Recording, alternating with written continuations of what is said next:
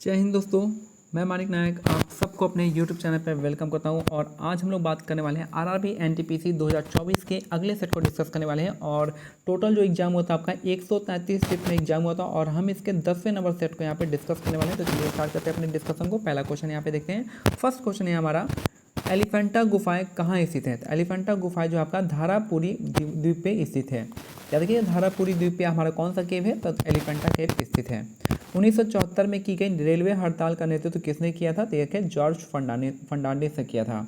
तो 1974 में की गई रेलवे हड़ताल का नेतृत्व किए थे जॉर्ज फर्नांडिस। नेक्स्ट है, दूरभाषी प्रणाली के संदर्भ में एडीएसएल का फुल फॉर्म क्या होता है, तो एसिमेट्रिकल डिजिटल सब्सक्राइबर लाइन हो जाएगा। ठीक है, एसिमेट्रिकल डिजिटल सब्सक्राइबर लाइन आपका एडीएसएल का फुल फॉर्म होता है, कंप्यूटर का सब्जेक्ट है। नेक्स्ट है, 1962 में भारत चीन युद्ध के दौरान त्यागपत्र देने वाले मंत्री कौन थे, तो ये थे आपके वी कृष्णा मेनन हो जाएंगे। तो 1962 के भारत चीन युद्ध में त्यागपत्र देने वाले मंत्री का नाम था वी कृष्ण मेनन, इसका करेक्ट आंसर हो जाएगा। नेक्स्ट है, याद रखिएगा, पोंगल बर्ड काउंट निम्नलिखित में से किस राज्य का एक उपक्रम है, तो तमिलनाडु का हो जाएगा। पोंगल बर्ड काउंट जो आपका पोंगल बर्ड काउंट जो आपका किस राज्य का एक उपक्रम है, तो आपका तमिलनाडु का हो जाएगा। नेक्स्ट है हमारा, निम्नलिखित में से कौन सा मुख्य ऊतक जो किसी पौधे में जिसकी जड़ों से पत्तियों तक जल पहुंचाता है, तो कौन हो जाएगा, तो जल को पहुंचाने वाला जाइलम होता है, फल को पहुंचाने वाला फ्लोएम होता है। ठीक है, जल जाइलम फल फ्लोएम, फल मतलब फूड हो गया। 2019 में 11वें ब्रिक्स शिखर सम्मेलन को किस शहर में आयोजित किया जाता है, तो ये आपका ब्रासीलिया हो जाएगा। ठीक है, तो 11 अभी फिलहाल जो है हमारा जो चल रहा है वो आपका कहाँ पे हो रहा है, ब्रिक्स समिट, ये आपका रसिया में हो रहा है। नेक्स्ट है, भारतीय अंतरिक्ष अनुसंधान संस्था यानी इसरो जो है आपका अपने चंद्र अन्वेषण मिशन चंद्रयान-2 के लिए किस प्रक्षेपण यान का उपयोग किया था। तो चंद्रयान-2 जो है कौन से किससे गया था, तो आपका GSLV Mk3 M1 से गया था। GSLV Mk3 M1 से गया था, याद रखिएगा। और हमारा चंद्रयान-3 जो है आपका LVM3 M4 से गया था, LVM3 M4 से गया था। ये आपका GSLV Mk3 M4 से गया था और ये जो है आपका Mk3 M1 से गया था और ये जो है LVM3 M4 से गया था, याद रखना है। और याद रखिए यहाँ पे जो हमारा प्रज्ञान एक तरह का रोवर था और फिर जो है आपका एक विक्रम जो था लैंडर था। नेक्स्ट है, इंटरनेट का उपयोग करने के लिए निम्नलिखित में से किसकी आवश्यकता होती है, तो आपका जगह यूनिक IP एड्रेस का होता है। यूनिक इंटरनेट प्रोटोकॉल का जरूरत होता है, यूनिक IP एड्रेस कहते हैं उसको।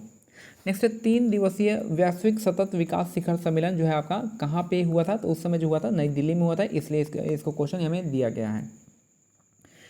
नेक्स्ट है, IMD प्रतिस्पर्धा रैंकिंग यानी IMD वर्ल्ड कॉम्पिटिटिवनेस रैंकिंग 2019 में दुनिया की सर्वाधिक प्रतिस्पर्धा आबादियों की सूची में भारत की कौन सा रैंक है, तो 43वां रैंक है। तो उस समय 943 रैंक पे था, तो याद रखिएगा। तो इस टाइप का इंडेक्स आपको याद रखना है। गवर्नर जनरल लॉर्ड लगा दिया मैंने। गवर्नर जनरल डलहौजी ने किस रियासतों को अचेरी के नाम से दिया गया है, तो और चेरी किसको कहा था, तो अवध को कहा था कि cherry will fall in our mouth. तो ये आपका अवध को कहा था कि ये हमारे मिल जाएगा और इसी को आपका मल एडमिनिस्ट्रेशन के नाम पे आपको अपने में राज्य में मिला लेता है, ब्रिटिश भारत में मिला लेता है। नेक्स्ट है, निम्नलिखित में से किस पहाड़ी पर इसके पश्चिमी सिरे पर भारतीय रेगिस्तान स्थित है, तो भारतीय रेगिस्तान स्थित कहाँ पे है, तो अरावली हो जाएगा। तो निम्नलिखित में से किस पहाड़ी यानी अरावली के पश्चिमी सिरे पर क्या है, भारतीय रेगिस्तान है, जिसका नाम क्या है, थार है, याद रखिएगा। और याद रखिए अरावली है, अरावली कहाँ से कहाँ तक फैला हुआ है, तो दिल्ली से लेके कहाँ तक, दिल्ली से लेके आपका राजस्थान तक फैला हुआ है। और यहाँ पे राजस्थान में सबसे ऊँची चोटी कौन सी है, ये आपका माउंट आबू है। माउंट आबू शिखर है और उसी पे हमारा कौन सा एक है, आपका गुरु शिखर जो है सबसे ऊंचा है। नेक्स्ट है, तापमान अरावली किस टाइप का पर्वत है, आपका रेसिडुअल माउंटेन है। नेक्स्ट है, तापमान में 10 डिग्री वृद्धि होने पर किसी अभिक्रिया का जो आपका रेट कांस्टेंट दोगुना हो जाता है। तो याद रखिएगा कि तापमान में 10 डिग्री वृद्धि होने पर किसी अभिक्रिया का दर जो आपका डबल हो जाता है। नेक्स्ट है, निम्नलिखित में से किसने लंदन में हुए प्रथम गोलमेज सम्मेलन में भाग नहीं लिया था, तो भारतीय राष्ट्रीय कांग्रेस ने भाग नहीं लिया था। तो प्रथम गोलमेज सम्मेलन कब हुआ था, 1930 में हुआ था और ये जो है भारतीय राष्ट्रीय कांग्रेस ने पार्टिसिपेट नहीं किया था। वहीं उसके बाद जो आपका 1931 में जो सेकेंड राउंड टेबल कॉन्फ्रेंस होता है उसमें कांग्रेस की तरफ से महात्मा गांधी पार्टिसिपेट करते हैं। दक्षिणी पठार में किस प्रकार की मिट्टी पाई जाती है? तो काली मिट्टी। दक्षिणी पठार में आपका काली मिट्टी पाई जाती है। उस प्रक्रिया का नाम बताइए जिसके द्वारा कोई एक एकल कोशिका जो है स्वयं को दो हिस्सों में विभाजित करती है, तो उसको हम बाइनरी फिजन कहते हैं, बाइनरी विखंडन कहते हैं। अपने आप को दो पार्ट में काटती है तो ये जगह बाइनरी विखंडन। भारत में वस्तु यानी जीएसटी कब लागू हुआ है? GST goods and service tax कब लागू हुआ? तो 1 जुलाई 2017 से, इसलिए 1 जुलाई को जीएसटी डे मनाते हैं। याद रखिएगा जीएसटी जो है, जीएसटी का आर्टिकल 246A में आता है। जीएसटी जो है, जीएसटी को कलेक्ट करने के लिए जो होता है आपका कौन सा 269A में जीएसटी कलेक्शन से संबंधित है। और जो जीएसटी कलेक्शन के लिए जीएसटी काउंसिल बनाया गया है वो रेट डिसाइड करता है, तो वो जगह जीएसटी काउंसिल आपका 279A में होता है। और जीएसटी काउंसिल में टोटल 33 मेंबर होते हैं, जिसको अध्यक्षता कौन करते हैं? फाइनेंस मिनिस्टर करते हैं। और इसका कोरम जो होता है आपका 50% का कोरम होता है जीएसटी काउंसिल का। और याद रखिएगा जो जीएसटी काउंसिल है यहाँ पे कौन सा रेट है आपका? 0%, 5%, 12%, 18% और 28% का रेट चल रहा है अभी। ठीक है, तो ये हो जाएगा हमारा। नेक्स्ट है प्राचीन स्मारक और पुरातत्व स्थल और अवशेष अधिनियम 1958 के अनुसार किसी भी संरचना, मूर्तिकला, शिलालेख आदि जो कम से कम 100 वर्ष से अस्तित्व में है तो उसको हम प्राचीन कहते हैं। जो 100 वर्ष से अस्तित्व में रहेगा उसको हम प्राचीन मानेंगे। तो गरीबी हटाओ का नारा किस राजनेता द्वारा दिया गया था? तो आपका इंदिरा गांधी के द्वारा दिया गया था और 1975 के आसपास दिया गया था। और ये हमारा 5th 5 ईयर प्लान में दिया गया था, 5 ईयर प्लान में दिया गया था गरीबी हटाओ। नेक्स्ट है भारत की सबसे बड़ी नदी द्वीप माजुली किस नदी पे स्थित है? तो माजुली जो है ब्रह्मपुत्र नदी पे स्थित है। और विश्व का सबसे बड़ा नदी द्वीप है माजुली, जो कि ब्रह्मपुत्र नदी पे आसाम में स्थित है, याद रखिएगा। और यहीं पे आपका माजुली मेला भी लगता है। नेक्स्ट है निम्न में से कौन सा एक ठंडा शीतकालीन मरुस्थल है? तो यह हो जाएगा पैटागोनिया डेजर्ट हो जाएगा। तो कोल्ड विंटर डेजर्ट कौन सा है? पैटागोनिया हो जाएगा। नेक्स्ट है भारतीय रिजर्व सार्वजनिक क्षेत्र का सबसे बड़ा बैंक कौन सा है? तो आरबीआई मत मारिएगा, तो आपका स्टेट बैंक ऑफ इंडिया हो जाएगा, भारतीय स्टेट बैंक। तो भारतीय सार्वजनिक क्षेत्र का सबसे बड़ा बैंक है आपका कमर्शियल बैंक कौन सा है? स्टेट बैंक ऑफ इंडिया है। निम्नलिखित में से कौन सा एक एंटीवायरस सॉफ्टवेयर है? तो नॉर्टन हो गया, अवस्थ हो गया और मैकेफे हो गया, ये सब क्या है? आपका एंटीवायरस है। नेक्स्ट है संयुक्त राष्ट्र महासभा द्वारा 21 जून को अंतर्राष्ट्रीय योग दिवस के रूप में मनाया जाता है। तो अंतर्राष्ट्रीय योग दिवस का दिन है आपका 21 जून हो जाएगा। नेक्स्ट है 2 मई 2019 में 5वें Indian Nuclear New Building Congress यानी New India Nuclear New Build Congress जो है कहाँ पे आयोजन हुआ था? तो मुंबई में आयोजन हुआ था। तो उस समय करंट अफेयर में था, मुंबई में हुआ था, तो इसलिए क्वेश्चन पूछ दिया था। नेक्स्ट है इसरो द्वारा लॉन्च किए गए उस उपग्रह का नाम बताइए जो मछुआरों को खराब मौसम और ऊंची लहरों के बारे में सतर्कता संदेश देता है, और जब वे अंतर्राष्ट्रीय समुद्री सीमा के रेखा के पास पहुँचते हैं तब उन्हें सावधान कर देता है। तो उस समय कोई भी ऑप्शन यहाँ पे नहीं दिया था, तो आप देख सकते हैं इसको। नेक्स्ट है आपका प्रसिद्ध संगई महोत्सव जो है आपका पूर्वोत्तर भारत के किस राज्य द्वारा आयोजित किया जाने वाला एक वार्षिक सांस्कृतिक उत्सव है? तो मणिपुर। संघाई फेस्टिवल कहाँ पे होता है? मणिपुर में होता है। याद रखिएगा वहाँ पे एक नदी है, एक नदी का एक लेक है, झील है, जहाँ पे उसका नाम, उस लेक का नाम क्या है? लोकटक लेक है। यहाँ पे लोकटक लेक है जिस पे आपका फ्लोटिंग नेशनल पार्क है, जिसका नाम है आपका, उसका नाम क्या है आपका? याद नहीं आ रहा है मेरे को। लोकटक लेक है हमारा, लोकटक लेक है। और उस पर अभी याद था, मेरे को भूल गया लगता है। ठीक है, याद आएगा तो बता दूँ। हाँ, केबुल लामजाओ, हाँ केबुल लामजाओ है, याद रखिएगा। नेक्स्ट है भारत सरकार अधिनियम 1935 में पहली बार जो है प्रांतीय सहायता की व्यवस्था की थी। 1935 का अधिनियम जो है आपका यहाँ पे आपका सेंटर से आपका ये प्रोविंस यानी प्रांतों से हमारा द्वैध शासन हटा के कहाँ पे ले आया था? सेंटर में ले आया था।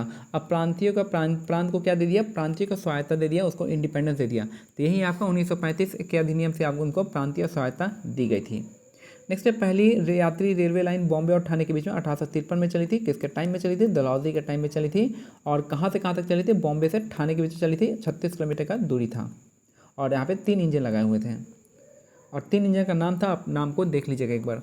ओजोन के एक अणु में ऑक्सीजन के कितने परमाणु मौजूद होते हैं? तो 3 परमाणु मौजूद होते हैं। O3 में कितने हैं? 3 ऑक्सीजन आते हैं, तो यहाँ पे 3 हो जाएगा।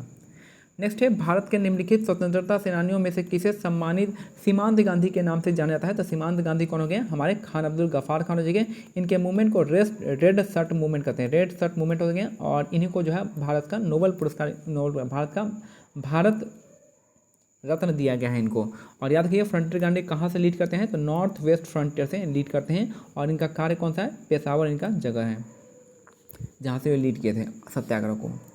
भारत में कृषि और संबंध यानी कृषि और एलाइड क्षेत्र जो है आपका ऋतु के ऋण के सब वितरण में सबसे अधिक हिस्सेदारी वाणिज्य बैंक की होती है। ठीक है, याद रखिएगा, जो भारत में कृषि और संबंध गतिविधियों हेतु ऋण के सन वितरण में सबसे अधिक हिस्सेदारी वाणिज्य बैंकों की होती है, कमर्शियल बैंक का होता है। भोजन के पाचन में क्या मदद करता है, तो लार हो जाएगा। लार में क्या होता है, लार में आपका एमाइलेज होता है या फिर टाइलिन होता है। इसमें जो है आपका क्या करता है, ये स्टार्च को डाइजेस्ट करता है। नेक्स्ट है एशियन डेवलपमेंट बैंक का मुख्यालय कहाँ पे, फिलीपींस में हो जाएगा। एशियन डेवलपमेंट बैंक का आपका फिलीपींस में है। नेक्स्ट क्वेश्चन है, वित्त वर्ष 2018-19 के लिए जनवरी 2020 में सांख्यिकी और कार्यक्रम क्रियान्वयन मंत्रालय की ओर से जारी रिपोर्ट के अनुसार भारत के सभी राज्यों और केंद्र शासित प्रदेश में इनमें से किस राज्य में प्रति व्यक्ति आय सबसे अधिक है, तो सिंपल सा प्रति व्यक्ति आय जो है सबसे अधिक आज के टाइम में भी गोवा में है, आज के टाइम में भी गोवा में है। वह कौन सा राज्य है जो भारतीय पुरातत्व सर्वेक्षण ASI द्वारा घोषित महत्वपूर्ण राष्ट्रीय स्मारक की सूची दक्षिण भारत के अग्रणी स्थान पे है, तो कर्नाटक हो जाएगा। याद रखना है, वह कौन सा राज्य है जो भारतीय पुरातत्व सर्वेक्षण ASI द्वारा आर्कोलॉजिकल सर्वे ऑफ इंडिया के द्वारा घोषित महत्वपूर्ण राष्ट्रीय स्मारकों की सूची में दक्षिण भारत में अग्रणी स्थान पे है, तो कर्नाटक हो जाएगा।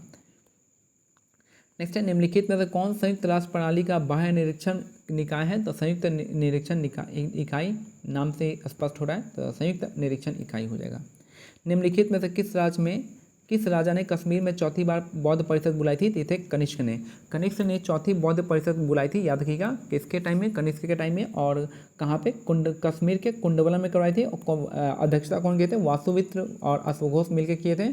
और इसके बाद जो है आपका यहाँ पे जो है बौद्ध धर्म जो है 2 पार्ट में डिवाइड हो गया था, जिसका नाम था एक महायाना और हीनयान हो गया, हीनयान महायान हो गया। लास्ट क्वेश्चन है कि कोरोमंडल तट निम्नलिखित में से 2 राज्य की गृह भूमि है, किसका किसका, तमिलनाडु और आंध्र प्रदेश। तमिलनाडु और आंध्र प्रदेश के सम्मिलित कोस्ट को क्या कहते हैं, कोरोमंडल कोस्ट कहते हैं। इससे ऊपर जाएंगे तो ओडिशा मिलेगा, ओडिशा के कोस्ट को उत्कल कोस्ट कहते हैं। ठीक है, तो यहाँ पे पूछ रहा है तमिलनाडु और आंध्र प्रदेश का हो जाएगा आपका कोरोमंडल कोस्ट हो जाएगा। तो ये मेरा आज का सेट नंबर 10 का कंप्लीट होता है। मिलते हैं अगले सेट में, तब तक के लिए क्या करना है, ग्रुप का लिंक दिया गया है, आप वहाँ पे ज्वाइन हो सकते हैं, टेलीग्राम ग्रुप या फिर व्हाट्सएप ग्रुप। जय हिंद, जय भारत, धन्यवाद।